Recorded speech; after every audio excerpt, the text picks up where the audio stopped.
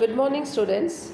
The last class I explained about the advent of the Europeans to India. That was the first part. Now we'll move on to the second part. So the last class, what I said, which are the people who came to India? That is the Portuguese, Dutch, French, and the English. So elaborately, we are going to see this one. The Portuguese. The Portuguese were the first and the last to leave India by the sea route. After Vasco da Gama, Francisco de Almeida arrived in India as the viceroy of the Portuguese. So Francisco de Almeida implemented the blue water policy and he wants to establish the supremacy over the sea instead of supremacy over the land. So here Francisco de Almeida implemented the blue water policy means what here it is. So he is getting a more he want to make a more benefits on the sea. So because of that he had implemented the blue water policy here. So Alfonso de Albuquerque he came after Francisco de Almeida. He is considered as the real founder of the Portuguese power in India. So here the three questions you are going to get here. Supremacy, that is a blue water policy was implemented by Francisco Almeida. That is also the MCQ question, children. And the Francisco de Almeida, he is considered as the real founder of the Portuguese in India. And Vasco da Gama, he found a new sea route to India. So these are the questions you are going to get in the MCQ.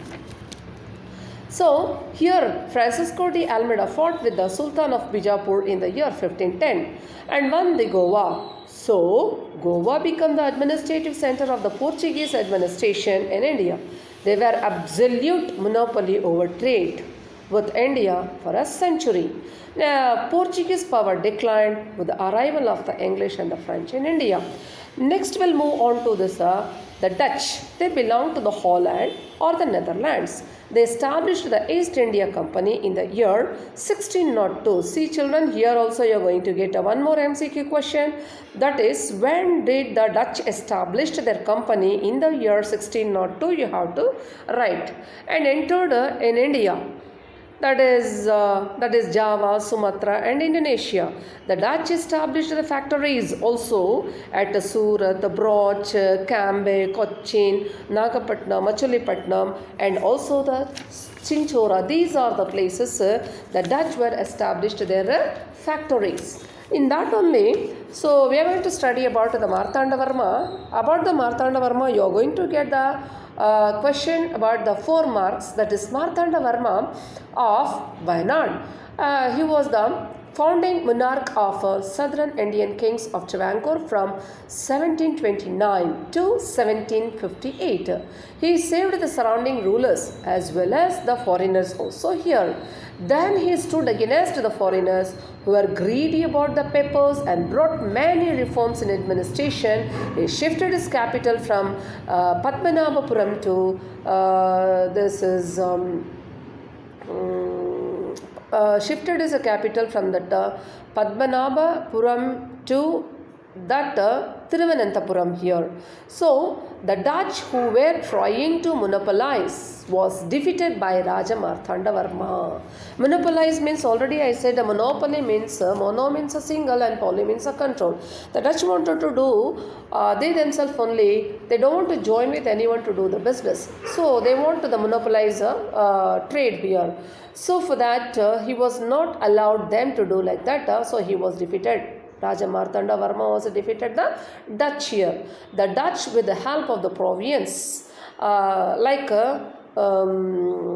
Kayamkulam, Kochi and Purakad and also the Vadakunnur attacked on Travancore. Raja Martanda Varma defeated them and captured Nedu, Mangada and also the Kottarakara trading centers here. In the year 1741, the Dutch declared war on Travancore with the Kottarakara province, but the Martanda Varma army strongly sent it back. So the Dutch suffered a very huge losses here. Cochin was recognized as the center of a spice trade during the period of Martanda Varma. So finally the English in India had possession of the islands of the Southeast Asia. The Dutch were the factors for the decline of the Dutch power in India. So, next we'll move on to the English people. So, we saw now Portuguese and as well as the Dutch and about the Marthanda Varma also. Next, we'll move on to the English. On 31st of December 1600, Queen Elizabeth issued a royal charter authorizing the British East India Company to trade with the Eastern companies for 15 years. The Mughal Emperor Jahangir issued a royal permission to English to establish their first warehouse or factory at Surat. You know, children, the warehouse means the godowns. Godowns means storing the equipments or that you can store the grains and all in the markets. No, that is called the warehouses here. Even Sir Thomas Roy in the year 1617 arrived at the court of Jahangir as the royal ambassador from the court of James I. Sir Thomas Roy established the factories in other places of the Mughal Empire. So the English established factories at Agra, Ahmedabad and also the Broach. Next, children, we'll move on to the French year. French East India Company was the government-owned company. It was started in the year 1664. Here also you are going to get one more MCQ question, children. That is, when did the French East India Company was started? It was started in the year 1664. It started first factory at Surat in 1668. Later they established its factories in Machulipatnam, Chandranagar, Mahe, Karaikal, Kasim Bazar and also the Balasur. In the year 1674, the French took Valikondapuram from the local Muslim officials and developed it as a major trade center. So later it came to be known as Puducherry or the Pondicherry. So the Puducherry has become the capital of the French till they left India. In the year 1746, Dupleix arrived as the Governor General of the French and they had the high ambitions of establishing the French as the major power in South India. So this ambition led to the Carnatic wars with the English. Why? Because of this, the English and as well as the French, they both will be having their ambition. They wanted to establish their own administration in India. This was the competition or this was the ambition they both will be having.